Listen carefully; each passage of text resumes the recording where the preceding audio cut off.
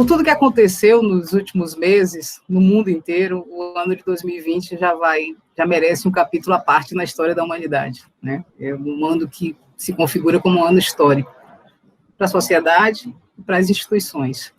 Está chegando ao fim e a gente vai fazer um pouco um balanço do que foi esse ano de 2020, que certamente é um ano histórico para o IFBA, não só pela pandemia, pelo enfrentamento ao contexto de pandemia, mas, sobretudo, por ser o primeiro ano de uma nova gestão. Falar em fato histórico, eu vou começar conversando com a titular da Diretoria de Políticas Afirmativas e Assuntos Estudantis, professora Marcilene Garcia. A própria criação dessa diretoria é um fato histórico que marca também o início dessa nova gestão a partir de março. Professora, bom, logo no início, né, como eu falei, no início do ano, em março, no período próximo ao Dia Internacional da Mulher, foi criada a Diretoria de Políticas Afirmativas e Assuntos Estudantis, que é uma ação bastante estratégica, pensando nos valores e nos princípios dessa gestão. Um deles, o respeito à diversidade étnica, socioeconômica, de gênero, e também o incentivo ao protagonismo dos estudantes. Quais são os avanços que já se pode notar? Olá, tudo bem? Como estão? A Diretoria de Políticas de Ações Afirmativas e Assuntos Estudantis, sim, realmente é um marco na história do IFBA. Depois da aprovação das políticas de cotas para negros, indígenas, pessoas com deficiência e também os brancos pobres, com certeza a criação dessa diretoria significa também uma mudança de ruptura, de concepção de gestão, em que ela vai possibilitar olhar a assistência estudantil, mas também incorporar um conceito importante que é de ações afirmativas, considerando que a população negra e outros povos, né, que são afetados por discriminação, necessitam de uma política diferenciada justamente para garantir a equidade. Então, quando a gente está falando da necessidade de cumprir algumas políticas, a gente está falando de responsabilidade da administração pública, e nesse sentido é um marco mesmo a criação da diretoria. Na área de ações afirmativas, é muito importante a gente destacar que a diretoria, né, a nossa DPA, ela não é uma diretoria voltada só para a população negra. Então, lá nós temos políticas para a população negra, pretos e pardos, para os povos indígenas, só reforçando, para pessoas com deficiência na área de inclusão, que a própria Cacilda tem assumido, né? Também para o enfrentamento à violência de gênero, para impulsionar também o enfrentamento, né, a LGBTfobia, né? Então, essa valorização da diversidade é extremamente importante, e a valorização dos povos tradicionais também. Eu queria enfatizar que, do olhar que a gente tem sobre a instituição, construir políticas que elas sejam estruturais. Para isso, é fundamental que a instituição invista num programa institucional de promoção da igualdade. Nós desenvolvemos algumas ações, acho que é fundamental destacar uma comissão que a gente pretende que seja aprovado ainda esse ano, de bancas de heteroidentificação racial para evitar as fraudes nas cotas raciais, a institucionalização dos NEABIs, que vai ser importante para impulsionar a implementação da Lei 10.639 e 11.645. Então, reforçar, né, a importância dessa diretoria como um marco simbólico, político, estrutural e estruturante.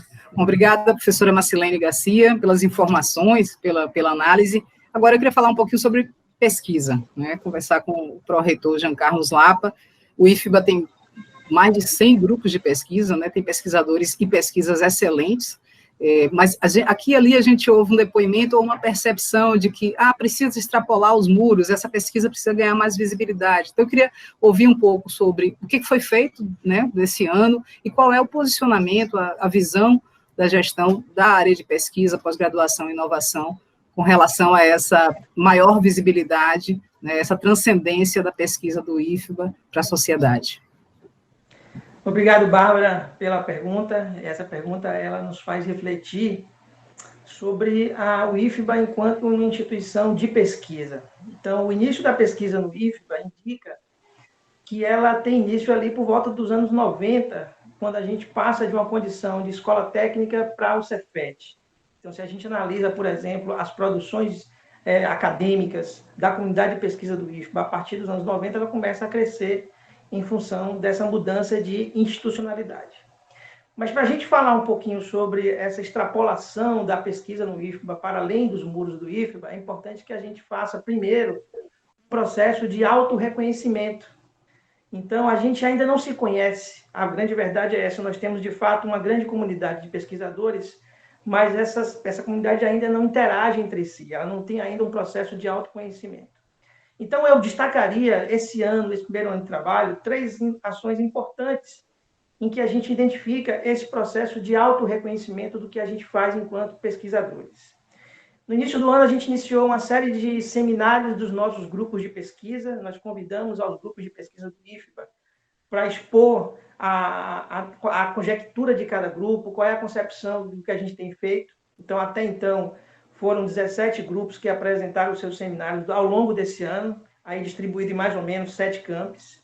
Essa ação é muito importante porque a gente conseguiu enxergar dentro do Instituto o que é que cada grupo tem feito, e essa ação ela tende, de fato, a continuar.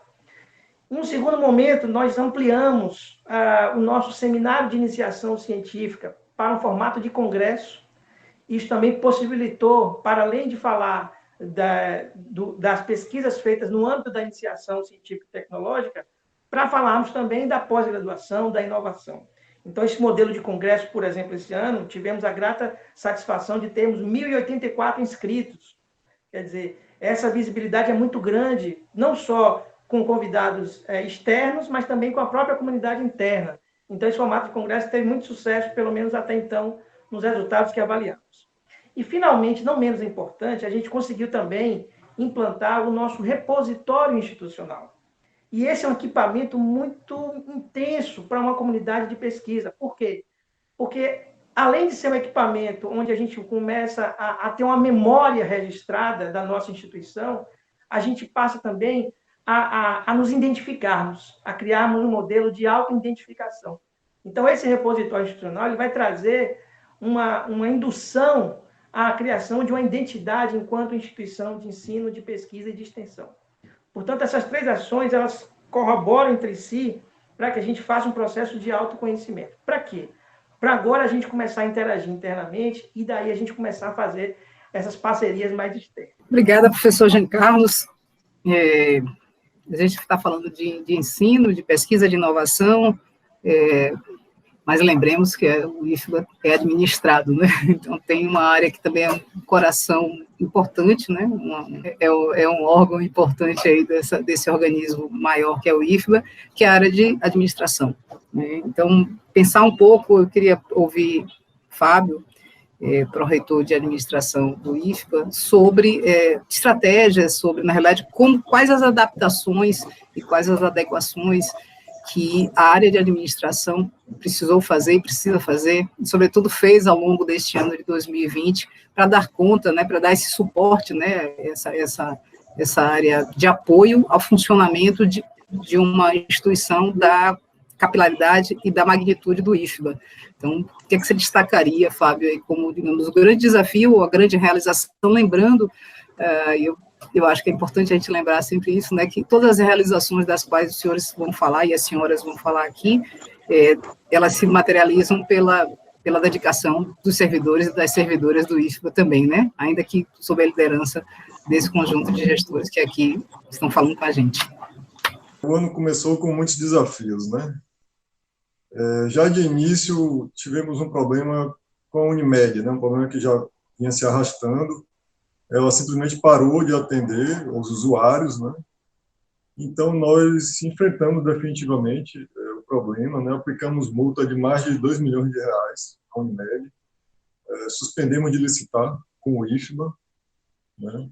E também suspendemos o pagamento das faturas, que foi em torno de 1,6 milhão de reais só em 2020. Né? Com esse recurso, nós devolvemos aos usuários, né, que tinham esses débitos, tanto servidores como aposentados, débitos em folha, e não tinham o serviço. Então, devolvemos, aí só em outubro e novembro, mais de 1 milhão de reais a esses servidores. Né? São valores expressivos e que faziam falta, principalmente para quem não tinha prestação do serviço, né? Nós também conseguimos adquirir 2.250 tablets para as atividades não presenciais, né? Compramos em tempo recorde, com valor abaixo de mercado, vai dar um suporte aos estudantes de baixa renda que não poderiam acompanhar essas atividades. Investimos também na compra de um no-break para o Campo Salvador, evitando as quedas de energia que impactavam nossos sistemas. E também foi investido na nossa estrutura de TI, com a compra de um data center com valor de 1,2 milhão de reais.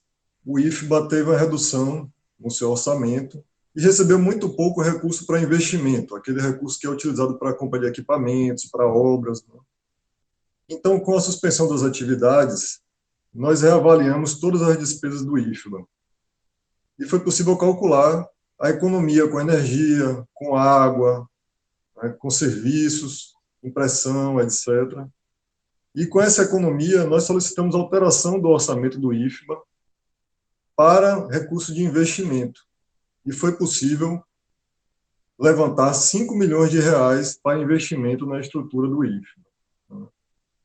Também reduzimos a carga horária dos contratos de mão de obra terceirizada, já que não tinha demanda para toda essa mão de obra, né? Fizemos uma negociação com as empresas de mão de obra para que elas aderissem ao Programa de Preservação de Emprego do governo federal. Assim foi possível reduzir o nosso gasto sem que houvesse demissão ou redução salarial dos trabalhadores. O governo entrou com a contrapartida para que não houvesse perda salarial. Então, foi possível uma economia de mais de 700 mil reais para o IFBA.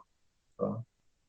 Quanto à execução do nosso orçamento, que é realmente utilizar todo o recurso que foi disponibilizado para o órgão, nós monitoramos durante todo o ano a execução tanto da reitoria como dos campi, informando os percentuais de execução, orientando com apoio aí da equipe da DGCOF, do orçamento, os gestores quanto a essa execução, a necessidade de executar.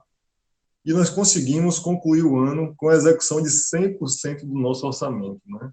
Obrigada, Fábio Mota, pró-reitor de administração. Depois, se eu tivesse recursos, contrataria você para cuidar das minhas finanças, né? Você conseguiu tanta economia aí para o IFBA. Estou precisando de uma consultoria dessa. Obrigada, Fábio. Seguimos falando sobre planejamento e estratégias, e agora vamos ouvir o pró-reitor de ensino, o professor Felipe Carvalho. Pelo fato de o IFBA ser uma instituição de ensino, muitas pessoas identificam a pró-reitoria de ensino como um coração, né, do IFBA, pela própria essência do trabalho de ensino, o trabalho formativo, né, os mais de 30 mil estudantes do Instituto.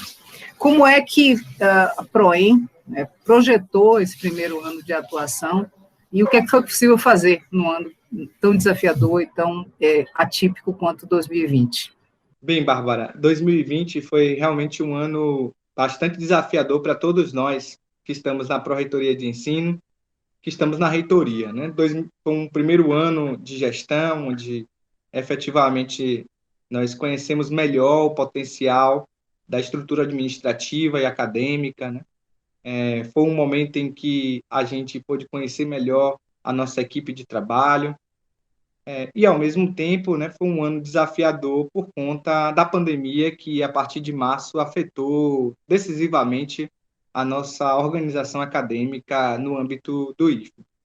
Apesar, né, das dificuldades que nós enfrentamos em 2020, eu creio que a Pró-Reitoria de Ensino enfrentou este momento a partir de princípios muito importantes e que eu creio devem continuar para os próximos anos, né? O primeiro desses princípios é o diálogo, né?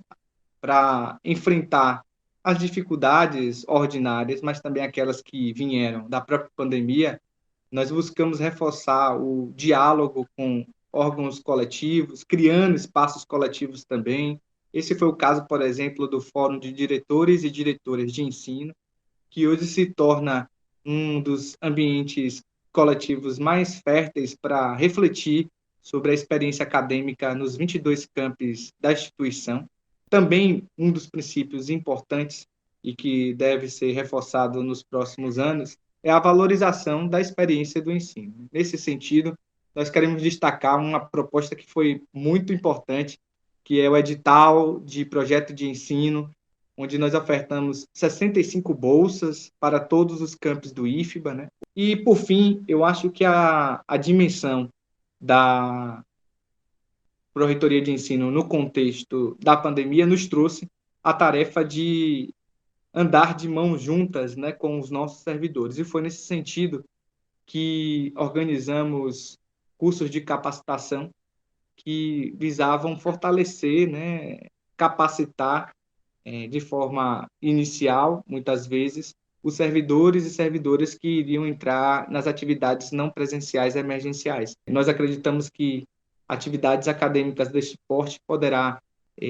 fazer a Pró-Reitoria de Ensino se aproximar dos campos, se aproximar das experiências que ocorrem com estudantes, docentes e técnicos e trazer mais elementos, né, que possam melhorar a experiência acadêmica e a educação profissional e tecnológica do IFBA em 2021.